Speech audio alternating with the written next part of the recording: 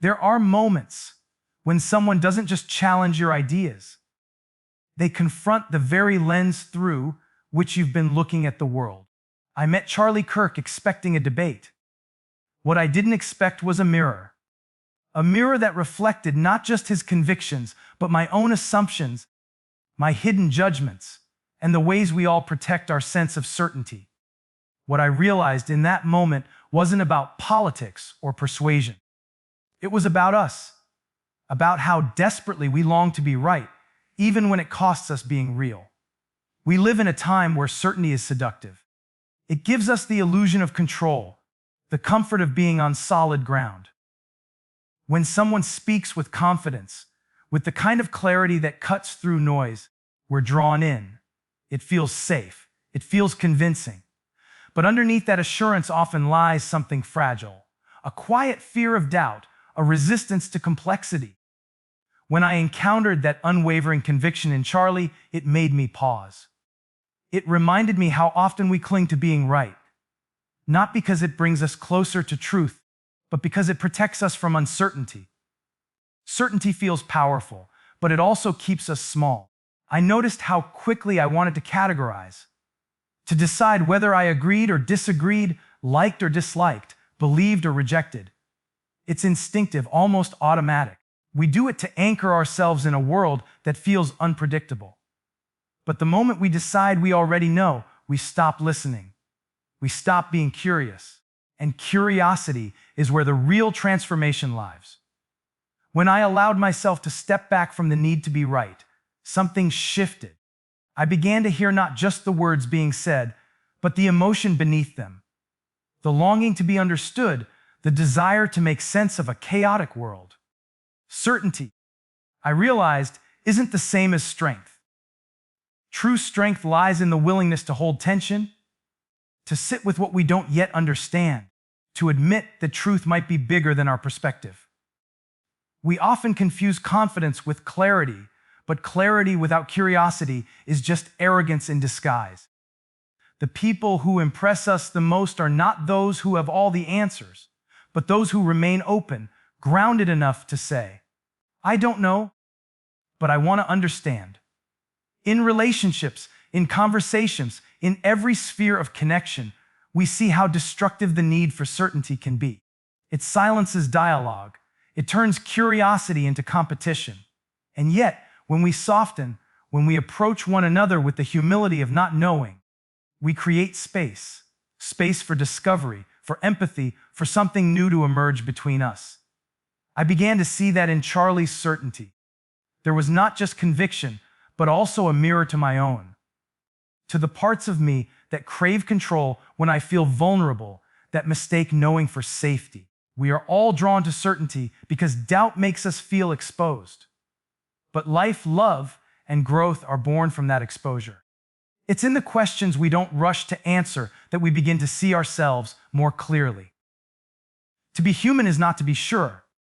It's to stay curious, even when it's uncomfortable. Certainty may protect us, but curiosity connects us. And connection, not correctness, is what truly holds us together. We live in echo chambers, sometimes built by algorithms, sometimes by the comfort of our own choosing. We surround ourselves with voices that affirm what we already believe, people who mirror our opinions, and environments that rarely challenge us. It feels peaceful to be understood, to be among those who validate our worldview. But slowly, almost imperceptibly, that comfort becomes confinement. We begin to confuse familiarity with truth.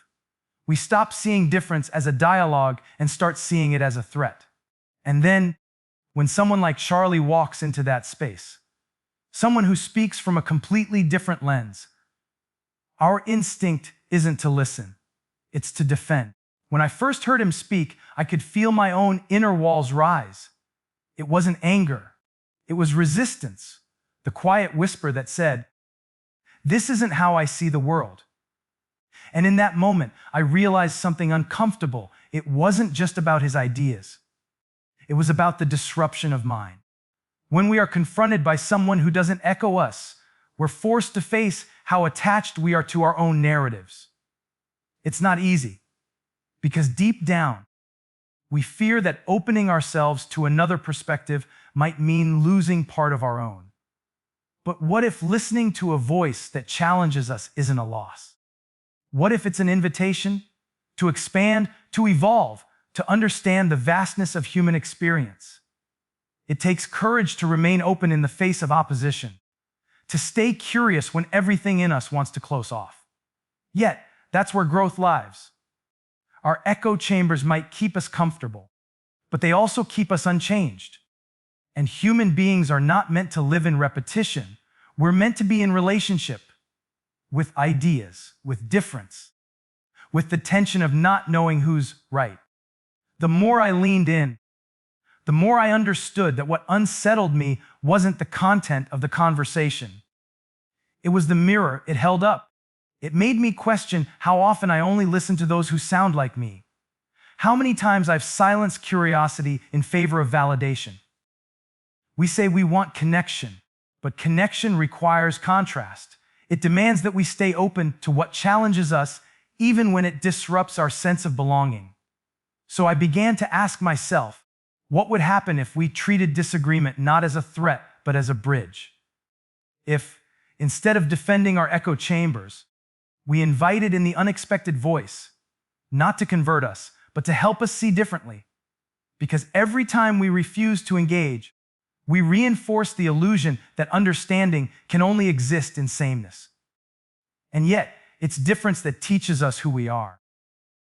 What I realized is that true connection doesn't come from echoing each other's truths. It comes from daring to hold space for someone else's.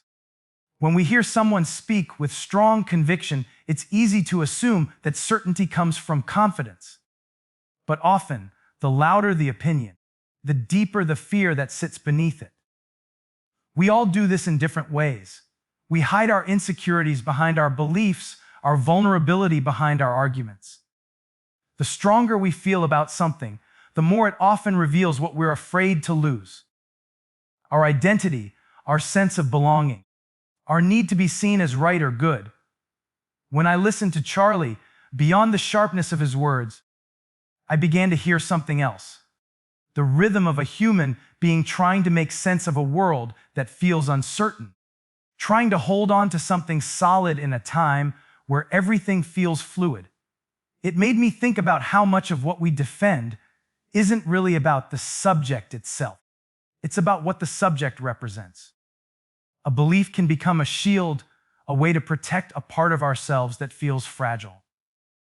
We project our pain into our positions. And when someone challenges them, we feel personally attacked. It's not that the idea is sacred. It's that the idea is guarding something sacred inside us. And that's why conversations today often feel so volatile. Because underneath the surface of logic, we're not arguing facts. We're protecting our wounds. There was a moment, listening to him, when I realized I wasn't reacting to his words, I was reacting to my own discomfort. Something inside me wanted to push back, to correct, to prove. But what if instead of defending our stance, we tried to listen for what the other person is protecting? Beneath every strong opinion, there is often a story, a fear of being dismissed, a memory of being unseen, a longing to belong somewhere.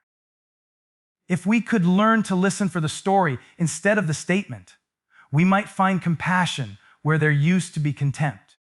It's humbling to admit that we all do this. We all hide behind our opinions sometimes. We all use conviction as a form of armor. But conviction doesn't make us safer, it just makes us harder to reach. The real courage lies not in shouting our truths louder, but in daring to reveal the tenderness beneath them. Because when we let someone see the humanity under our defense, something opens.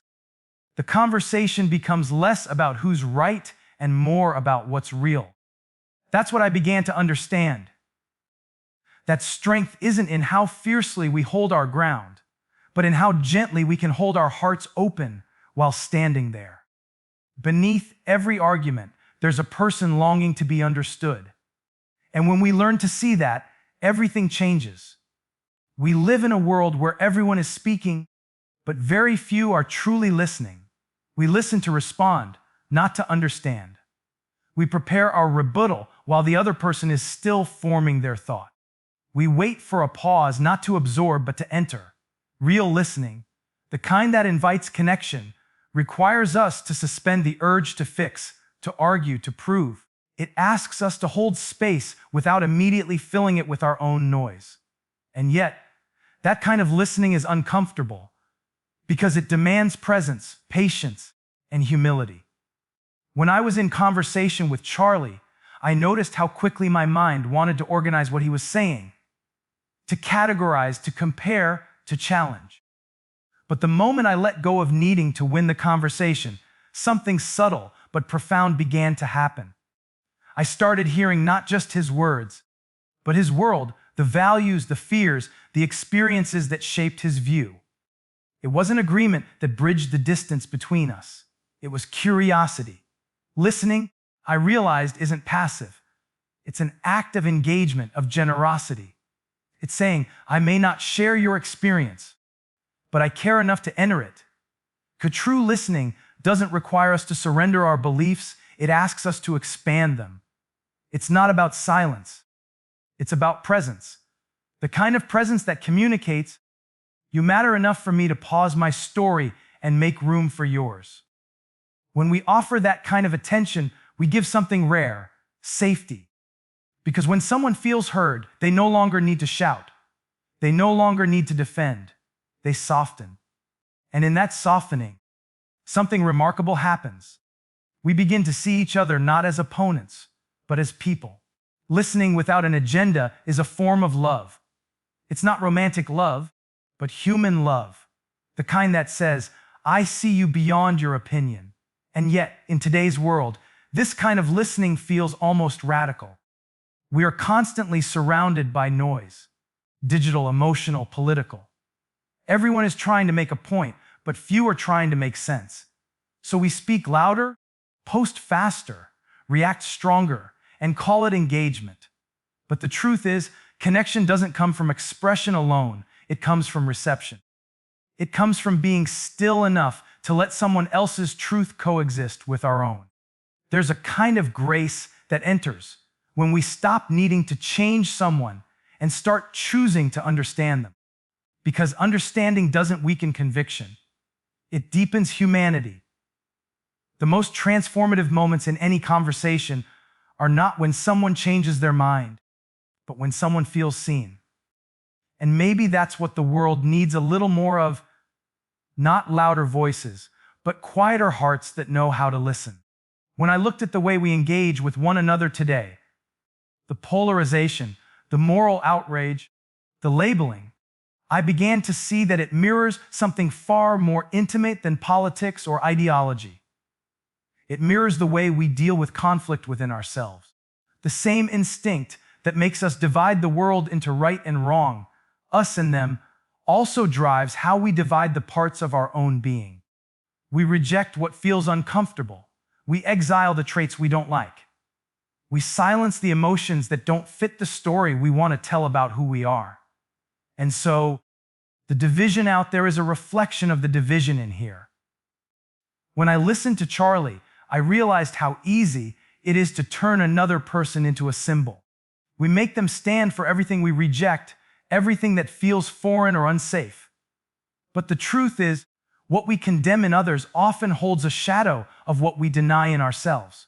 That's why it triggers us so deeply. We recognize unconsciously something familiar, something unresolved. It's not that we are the same, it's that we are both human, both carrying the tension between who we are and who we wish to be.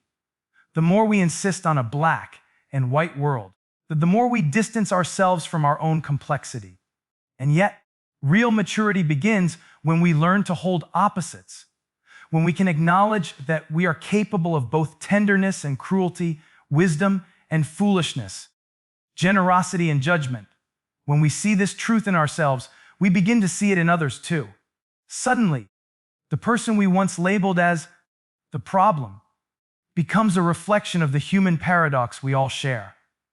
I think that's what makes dialogue so difficult, because engaging with difference doesn't just challenge our intellect, it stirs our identity. It asks us to confront the parts of us we've kept hidden. It asks, can you hold compassion for what you don't agree with? Can you stay curious about what makes you uncomfortable? This is not about moral compromise. It's about psychological wholeness. The more we integrate our own contradictions, the less we need to project them onto others. It takes courage to meet someone who thinks completely differently and still remain open. It takes even more courage to admit that the very intensity of our reaction might have something to teach us. The world will not heal by everyone agreeing. It will heal when more people dare to understand the layers beneath disagreement. Because if we cannot make peace with our inner contradictions, we will forever recreate them in the world around us. The divisions between us are simply the outer expression of the inner conflicts we have yet to resolve. Curiosity is not weakness. It's not confusion. It's courage in its most elegant form. It's the willingness to stand in the space between knowing and not knowing, to allow uncertainty without rushing to fill it. When I began to truly listen to Charlie, I realized how difficult it is to remain curious in a world that rewards certainty. Everything around us pushes us toward quick conclusions, to have opinions, to take sides, to decide who's right and who's wrong. But curiosity asks for something entirely different. It asks for patience. It asks for humility. It asks us to hold the tension of difference without collapsing it into judgment. Curiosity is not passive, it's deeply active. It's the act of saying, "Tell me more." It's the invitation that says, "I want to understand, not to agree, but to see." When we stay curious, we open the possibility for transformation, not necessarily of the other person, but of ourselves. Because curiosity doesn't demand that we abandon our values. It simply invites us to explore how others arrive at theirs. And in that exploration, something profound happens. We begin to recognize that the human experience is vast, that truth has many windows, and that our perspective, however sincere, is only one of them. In conversation, curiosity disarms defensiveness. When people feel judged, they close off. When they feel seen, they open. It's such a simple truth, yet so rare in practice. Curiosity doesn't seek to win. It seeks to connect. It asks questions not to expose weakness, but to reveal meaning. It's the difference between asking, "How can you believe that?" and "What led you to believe that?" The first question divides, the second invites. And when we invite someone into dialogue, we create a space where empathy can exist, even in disagreement. There's something profoundly human about wanting to understand. It's what allows us to move beyond the surface, beyond the noise of opinion, into the quiet complexity of experience. But curiosity requires a kind of surrender, the willingness to be surprised, even unsettled. It means letting go of the armor of certainty and trusting that not everything we learn will fit neatly into our worldview. That's uncomfortable, but it's also liberating, because it's in that discomfort that we grow. The courage to stay curious is, in the end, the courage to remain open. Open to learning, open to difference, open to being changed. It's not a passive state of mind. It's a radical act of connection in a world that tells us to choose sides. We think we lose power when we admit we don't know. But the truth is, that's where our power begins, in the quiet, steady confidence of those who are still willing to ask. Because the moment curiosity dies, so does our capacity to understand each other,